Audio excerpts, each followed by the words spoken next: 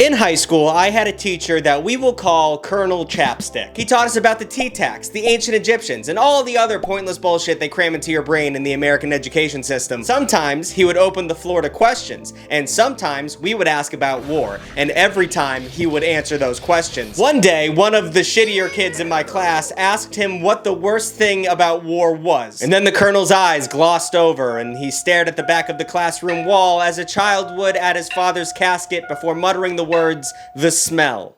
They don't prepare you for the smell." Jesus Christ. That little tidbit of information has stuck with me for 12 years and counting, but it just goes to show how much of a hell war can become. Now that being said, war, for lack of a better term, can be silly sometimes. I'm not here to downplay the plight of any war-torn country on Earth, but when you start shooting bazookas at emus, you kind of lose the plot a little bit. So let's take a trip down scattered memory lane and talk about what war is, where it comes from, and just how weird it can get. I also wanted to wear a fancy military outfit for this video, but if I was wearing fatigues, those are usually green, and I'm in front of a green screen, and then I would have to buy blues, which are like the fancy thing military people wear, and I feel like I would get death threats for doing that, so we're just gonna, I'm in civilian clothing now.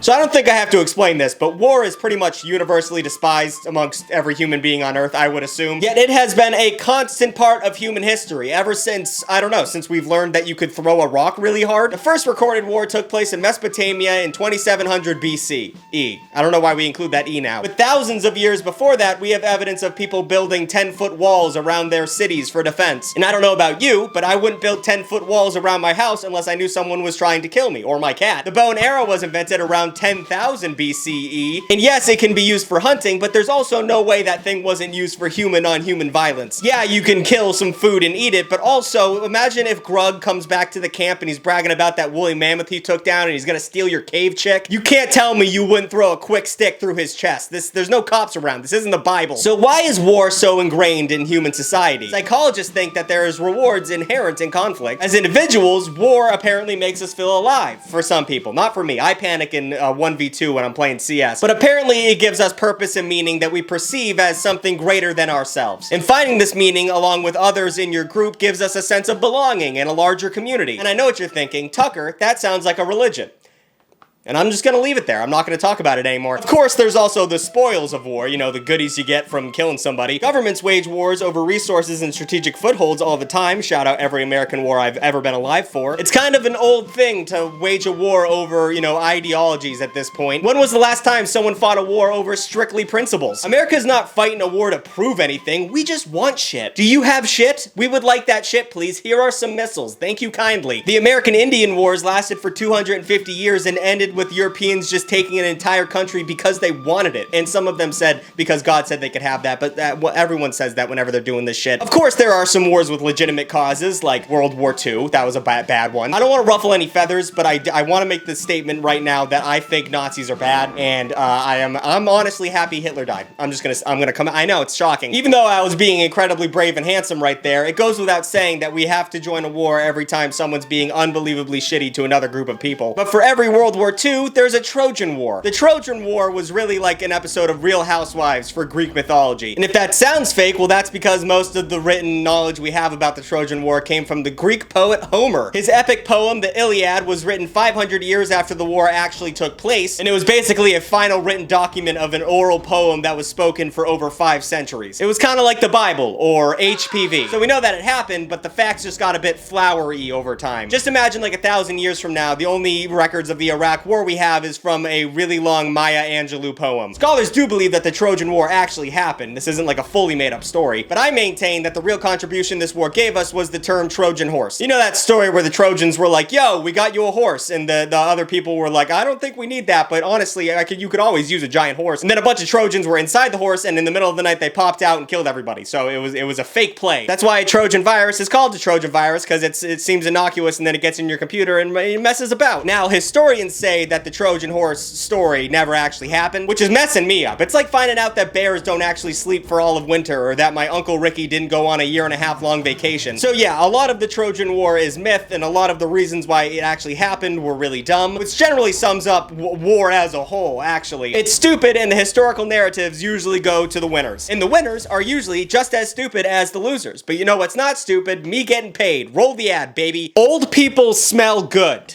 Okay, now that I have your attention, let me explain. When I was a youngin', old people in my life always smelled fantastic. My grandpa always smelled like sweet leather and mahogany, and my great aunt always smelled like lilac and fresh linens. And I always just thought that's what adults smell like. But no, it's actually because they mastered the art of the curated fragrance. And now both you and I can achieve the same level of greatness by using today's sponsor, Scentbird. Scentbird is a fragrance subscription service that lets you try a new designer fragrance every month for just $16.95. This month, I decided to try Themin Radiant Leather and Next Nihilo Blue Talisman. The Blue Talisman literally smells like making business deals. It makes me feel so masculine and powerful. I feel like I'm gonna start a monopoly on accident. And the Regent Leather is exactly what I'm going for. It smells exactly like my grandfather, and he was a cool dude. I went to my girlfriend's house and she said, "You smell handsome." Did you know you could smell handsome? Well, now you can, thanks to Scentbird. Remember when I said it would cost you $16.95 for this kind of deal? Well, that was a fib. It actually cost you $8. Only $8 for your first month. Can you believe that? With each fragrance you try out with Scentbird, you get a 30-day supply, so you can try them all on without committing to a full-size bottle. And those things can cost between $300 and $500. The full-size ones, we don't got time for all that. They have over 700 colognes, perfumes, and unisex options, so there's a little something for everybody. And it says here they offer affordable and flexible subscription plans, and you can also skip or cancel your subscription at any time, my goodness. So if any of this tickled your fancy, go to Scentbird.com and use my coupon code 55BigTug for 55% off your first month. That's 55BigTug. Just $8 for your first order. Scentbird. Smelly, more like scenty.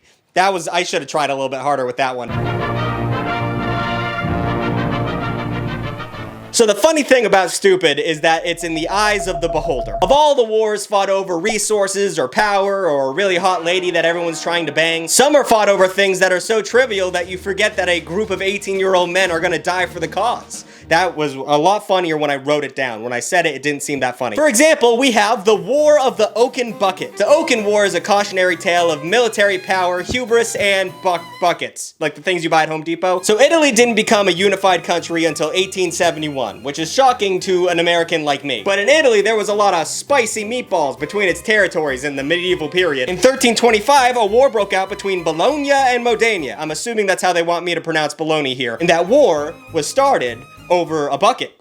It's a little more complicated, but it was a bucket. In reality, the war came from tensions that started 2 centuries earlier, much like anything else that happens in Europe. Long story short, Bologna was horny for the Pope to rule, and Modena supported the Holy Roman Emperor. And if you're not a Catholic or a history buff, those were 2 different people, I promise. The ensuing 200 years saw some minor battles and skirmishes, but the straw that broke the camel's back was not a straw, but a bucket. Legend has it that a group of Modenese people snuck into Bologna at one night and stole a bucket. They just took a bucket, and when Bologna found out that their bucket had been they demanded a return, a swift return of that bucket. Modena, in a savvy strategical move, responded with, "Fuck you, dorks. This is our bucket now. You probably weren't even using it. Why are you crying so much?" So Bologna decided to declare all-out war, a well-thought-out and smart strategy. Bologna sent out 32,000 troops to get their bucket back, which, to be fair, seems a bit much. I can't see how 3 dudes couldn't accomplish the same task. But since the Modena pranksters only had an army of 7,000 soldiers, I understand what the congealed meat team was going for here. But here's the rub. The Bolognese people were not a classically trained group of soldiers. They were just weirdo Jesus freak militia dudes, which is way less scarier if they don't have automatic weapons. Meanwhile, Modena had a professionally trained army. So despite what the numbers would make you assume, the Oscar Maia team got their ass kicked.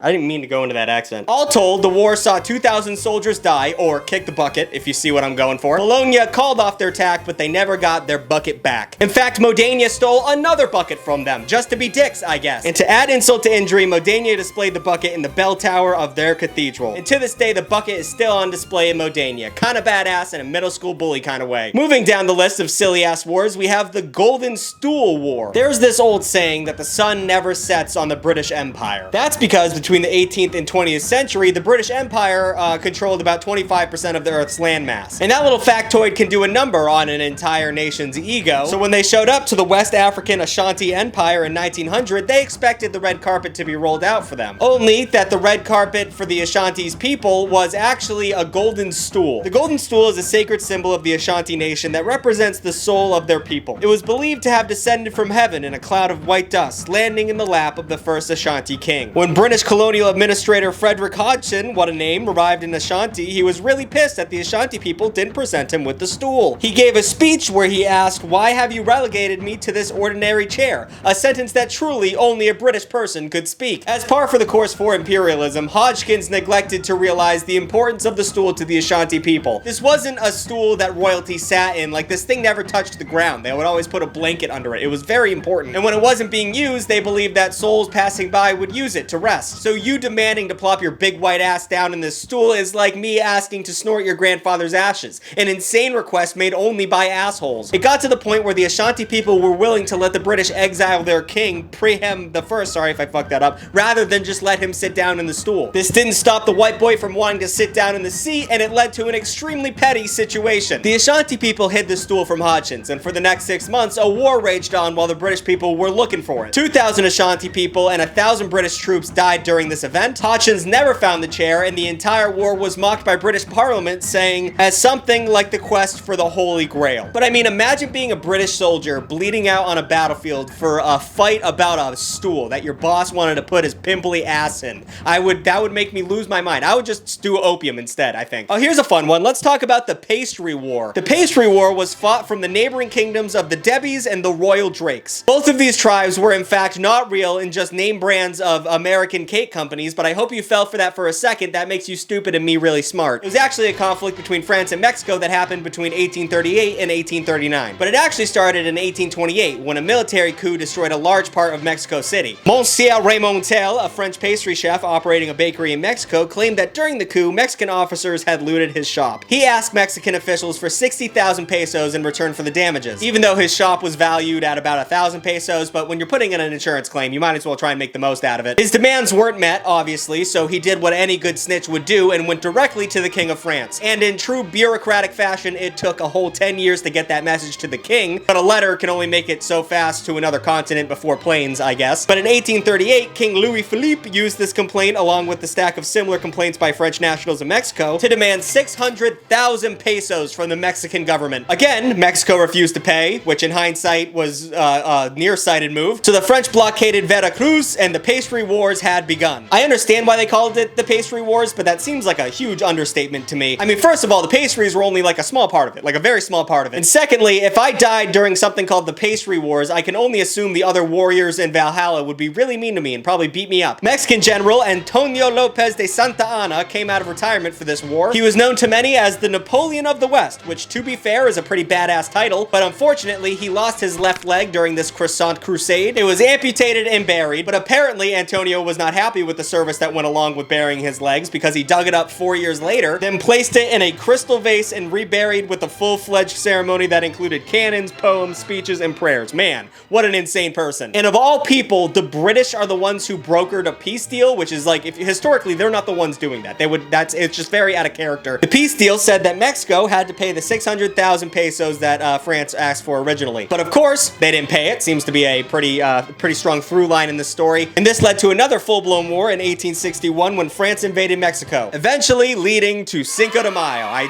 There was a purpose to this story. And now to celebrate this victorious battle, Americans all across this great nation get drunk on tequila and wear offensive sombreros and don't know anything about the history of the day they're celebrating.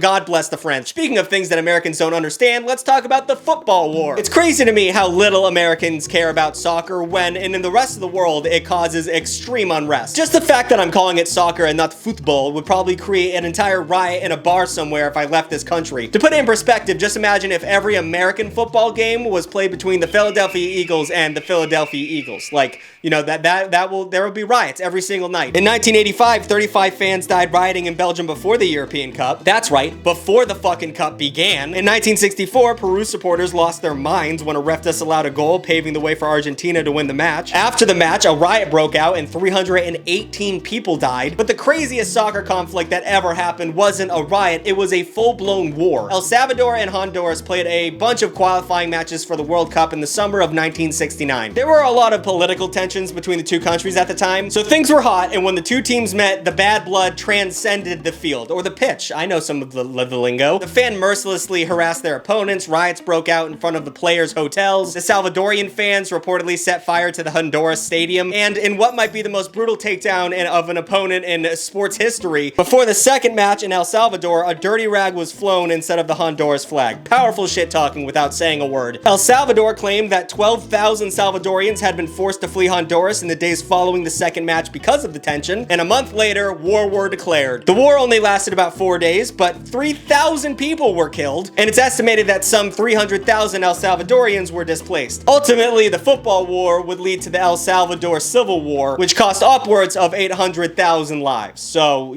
sports, I'm not good at them, but they don't seem to do anything good for anybody. I think we should probably give up on sports as a whole. Thank you. Let's talk about all the wars that were silly while killing hundreds of humans and also animals. We'll talk about killing animals.